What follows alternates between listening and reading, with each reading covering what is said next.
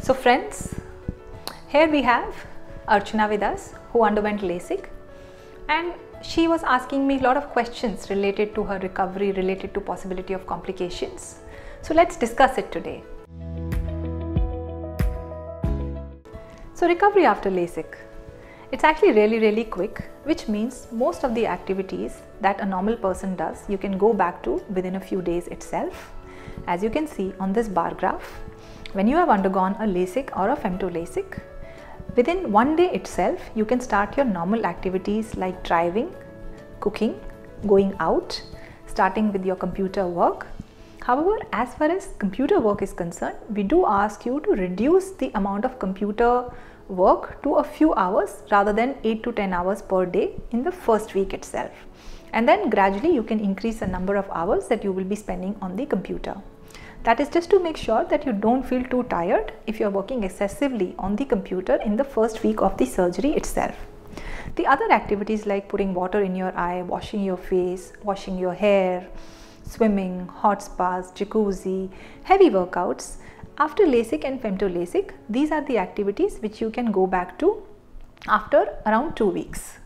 If you have undergone SMILE LASIK, then these activities you can go back to within actually a week itself. So basically, as I said, that recovery period is actually very quick. The only precaution that somebody has to take is to make sure that nothing dirty enters the eye in the first week, and that is why we restrict some of these activities after the LASIK to ensure that there is no risk of infection. So that brings me to what are the risks after the LASIK and what are the possible complications if at all somebody can develop. First of all, if you have undergone a good pre-LASIK evaluation where we have done all the tests to ensure the suitability for LASIK and we have matched you to the right LASIK for you, and secondly, you are following all the post-operative precautions that your surgeon has advised you, then the chances that you will have any complications or side effects are really small. Some people may complain of dry eye. For example, now dry eye is something which is very common these days because we tend to spend a lot of time with gadgets. We are in air-conditioned atmospheres, and all of these by themselves are risk factors for dry eye. So usually, depending on the professional requirements, we ask the patients to keep putting lubricating drops for 6 months to a year. And post that, if there is a requirement, that will be more or less dependent on your profession rather than LASIK. The risk of dry eye is lesser with SMILE LASIK compared to with other LASIKs where we don't create a flap. The other problem that some people may complain of is night vision issues.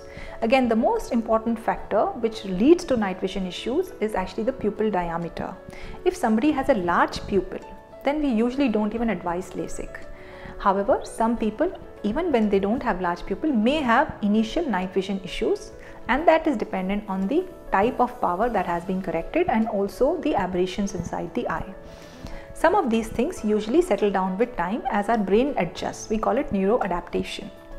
So if you're experiencing them, please do not be worried, just give it some time and it may settle down with time. Dry eye may also contribute to night vision issues, so you make sure that there is no dryness in the eye. Right? Heaviness of the eye, some people may experience in the first few weeks while your eye is still recuperating from the procedure, and especially if you are also sustaining yourself to a lot of computer and mobile activity. So that can lead to some tiredness and heaviness, and it is a better idea to restrict yourself from excessive activity. The other serious complications like infections, post-LASIK ectasia, etc. are very rare, and chances of them happening are actually so rare that most of the time, if the pre-operative workup and post-operative the precautions have been taken properly, then it is negligible. I have done thousands of LASIK and I haven't had a single patient with these complications. But having said that, yes, there is a slight risk that these things can also happen. So to reduce the risk of complications, it is very important that you undergo a good pre-LASIK evaluation. Make sure you understand all the risks beforehand, discuss them with your LASIK surgeon, and please make sure that you adhere to all the precautions that they may ask you to after your LASIK surgery. And good luck, enjoy a great vision for the rest of your life after your LASIK surgery.